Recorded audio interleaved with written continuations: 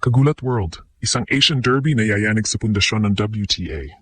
Buong China ngayon ang nagulantang at hindi mapakali matapos kumpirmahin ang tapatan sa pagitan ng ating tennis princess na si Alex Ella at ang Chinese superstar na si Wang Xinyu sa semifinals ng ASB Classic ngayon. Bakit ito shock factor para sa China?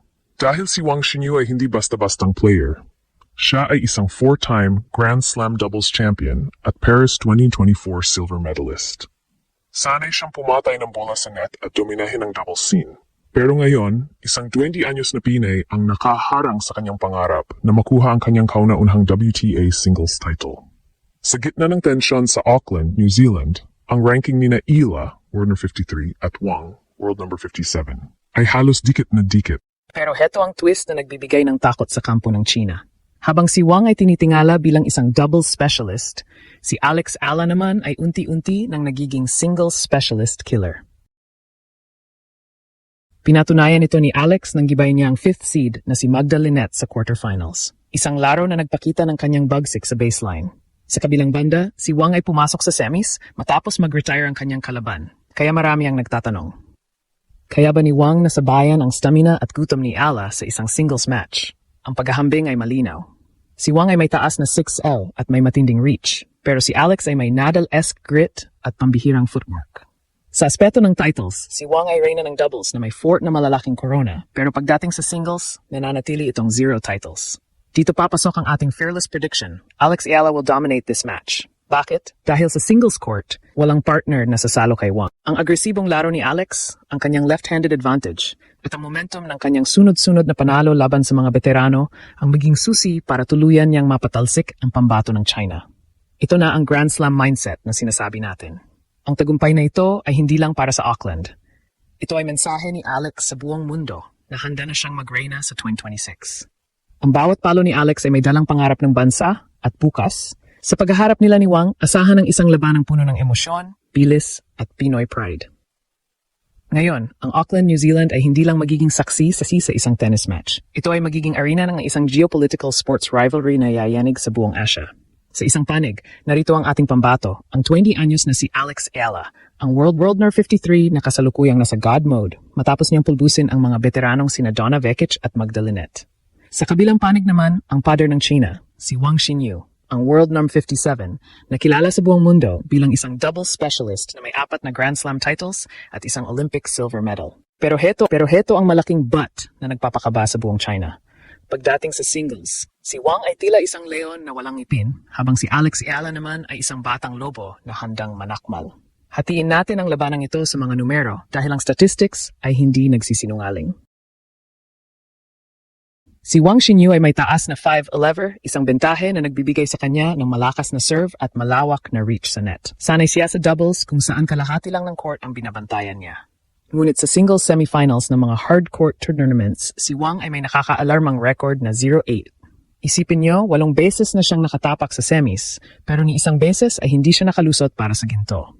Bakit? Dahil sa singles, kailangan mo ng stamina, lateral movement at mental toughness na mag-isa ka lang. Mga bagay na kasalukuyang weapon of choice ni Alex Ella. Samantala, si Alex Ella ay pumapasok sa labanang ito na may bit-bit na momentum na parang pagamat mas maliit sa 5'9", ang kanyang pagiging left-handed ay isang bangungot para sa mga right-handed players na katulad ni Wang. Ang lefty spin ni Alex ay pipilitin si Wang na tumakbo at mag-adjust ng kanyang backhand, isang bagay na hirap gawin ng isang matangkad na player sa ilalim ng pressure.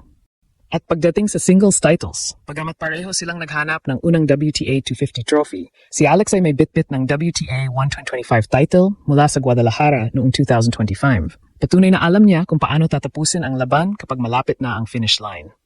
Ang shock factor dito ay ang katotohanang mas mataas na ang ranking ni Alex number 53 kaysa sa pambato ng China number 57. Sino ang mag-aakala na ang isang bansa na walang seryosong tennis program noon ay mayroon na ngayong player na mas kinatatakutan kaysa sa mga produkto ng dambuhalang training centers ng Shenzhen at Beijing? Sa China, si Wang Xinyu ay isang national hero dahil sa kanyang double success, pero ang pagkatalo niya sa isang Pinay sa singles ay ituturing na isang malaking upset at kahihiyan para sa kanilang sports system. Ito ang labanang tila David versus Goliath. Pero sa pagkakataong ito, si David ay may hawak na high-powered racket at ang momentum ng buong bansa. Habang si Wang ay umaasa sa kanyang karanasan sa net, si Alex naman ay gagmitin ang kanyang Nadal style Baseline aggression para sunugin ang binti ng Chinese star. Handa na ba si Wang sa bilis ng bola ni Alex? O magpapatuloy ang kanyang sampa sa hardcourt semifinals? Isang bagay ang sigurado, buong China ang nakatutok at buong Pilipinas ang nagdarasal. Huwag kayong paloloko sa 4-time Grand Slam doubles titles ni Wang Xinyu dahil pagdating sa singles court, ang doubles queen ng China ay may isang malaking kahinaan na pilit na bubutasin ni Alex Alla. Sa tennis, ang singles at doubles ay parang marathon at sprint, magkaibang mundo. Sa doubles, sanay si Wang na may katuwang na sumasalo sa kanyang backhand o nagbabantay sa net. Pero sa semifinals ng ASB Classic ngayong Sabado, mag-isa lang siya sa gitna ng court at doon siya magiging vulnerable sa bagsik ng ating pambato. Ang pinakamalaking bentahe ni Alex Alla ay ang kanyang conditioning and court coverage. Habang si Wang ay sanay sa mabilisang rally sa doubles, si Alex naman ay isang baseline grinder. Nakita natin sa quarterfinals kung paano pinagod ni Alex si Magda Linette. Bawat sulok ng court ay tinatapuhan ni Alex, bawat bola ay ibinabalik niya ng may interes. Si Wang Xinyu, na may taas na 6-0, ay may limitadong lateral movement kumpara kay Alex. Ang plano rito ay simple pero nakakamatay. Make her run. Kapag pinatakbo ni Alex si Wang mula kaliwa pa pa kanan, mawawala ang balanse ng Chinese star at doon na lalabas ang mga errors na madalas nating makita sa singles matches ni Wang. Heto pa ang isang secret weapon ni Alex, ang kanyang left-handed serve.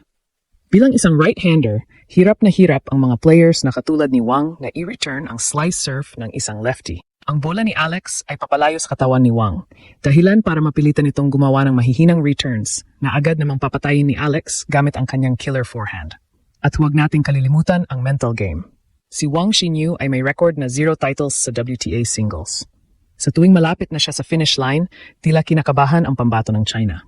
Samantala, si Alex Alla ay lumalaking clutch. Habang tumatindi ang pressure, lalong tumatalim ang kanyang laro. Ang conflict dito ay malinaw. Experience versus momentum. Si Wang ang may experience sa malalaking entablado ng Grand Slam doubles, pero si Alex ang may winning momentum ngayong 2026.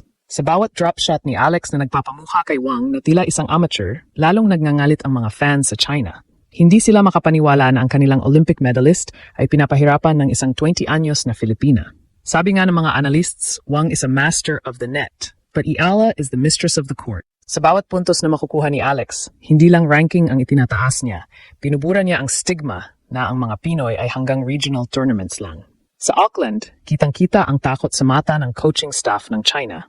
Alam nilang kapag hindi nila napigilan ang intensity ni Alex sa unang set pa lang, tuluyan ng guguho ang depensa ni Wang. Ang tanong ngayon, mapapanindigan ba ni Alex ang ating fearless prediction?